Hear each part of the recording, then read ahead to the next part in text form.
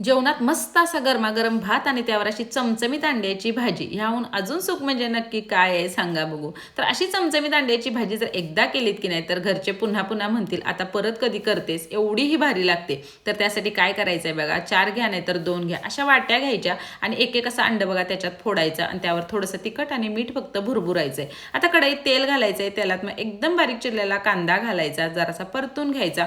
थोडासा बघा मी इथं मध्ये खड्डा केलाय म्हणजे कांदा जरासा बाजूला सरकून त्याच्यात मग माऊलींचा काळा मसाला घातलाय 1 चमचा, लाल तिखट घातलंय अर्धा चमचा, छान हे परतून घ्यायचंय. मग त्याच्यात बारीक चिरलेला 1 टोमॅटो घालायचा आहे, पुन्हा मिक्स करायचं आहे. थोडंसं गरम पाणी घालायचं म्हणजे मसाले छान शिजतात. नेहमीच आपलं वाटण आहे बघा हे कांदा खोबऱ्याचं, ते घालायचं आहे. आता कढईवर मग चाळण ठेवायची आणि चाळणीत मग आपण फोडून घेतलेल्या अंड्याच्या वाट्या आहेत की नाही बघा त्या ठेवायच्या, त्याच्यावर झाकण ठेवायचं आहे. तर माऊली मसाल्यांचा काळा मसाला आणि गरम मसाला जर तुम्हाला हवे असतील तर स्क्रीनवर नंबर आहे, बायोमध्ये लिंक आहे, त्यांची नक्की ऑर्डर करा.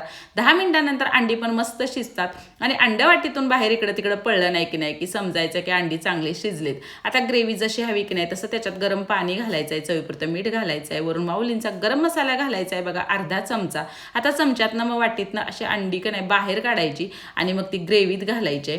तर भात भाकरी भाजी कशासोबत पण आपण ही खाऊ शकतो, असली भारी अंड्याची ग्रेव्ही लागते. नक्की एकदा करून बघा आणि जाता जाता का नाही तेवढं सबस्क्राईब करा.